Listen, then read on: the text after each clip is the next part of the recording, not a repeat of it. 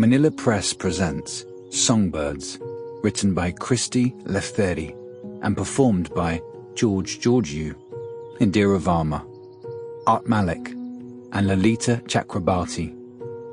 Keep listening after the audiobook to hear from the author as she reveals what inspired her to write this story.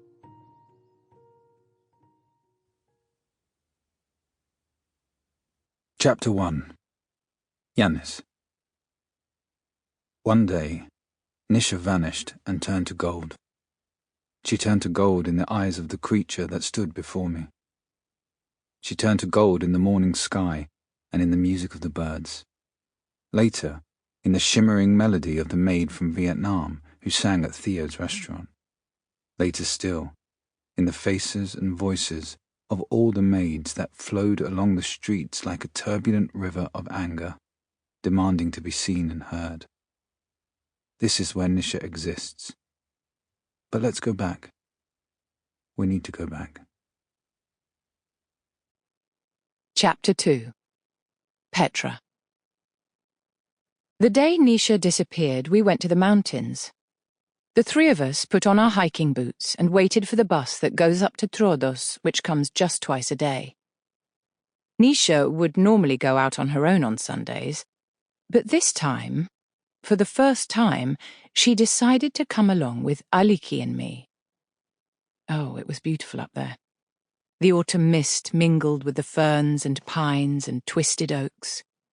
These mountains rose from the sea when the African and European tectonic plates collided.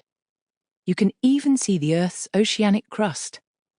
The rock formations, with their veins and lava pillows, look like they're wearing snakeskins.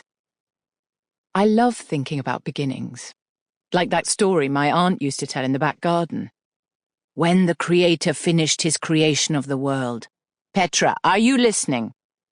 He shook the remaining clumps of clay from his hands, and they fell to the sea and formed this island. Yes, I love thinking about beginnings. I don't like endings, though I suppose I'm like most people in that.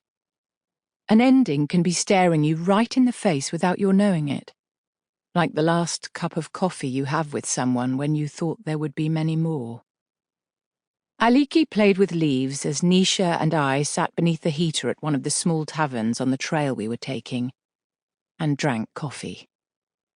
I remember the conversation we had. Nisha had been unusually quiet, stirring her coffee for some time without drinking it. "Madam," she said suddenly, "I have a question to ask." I nodded and waited while she shifted in her seat. "I would like to take tonight off to... But Nisha, you had the whole day off." She didn't speak again for a while. Aliki was gathering armfuls of the leaves and placing them on a bench. We both watched her. Nisha had decided to spend her free day with us, to join Aliki and me on this trip. I shouldn't be expected to give her more time off. "Nisha," I said, "you have all day off on Sunday. In the evening, you have things to do.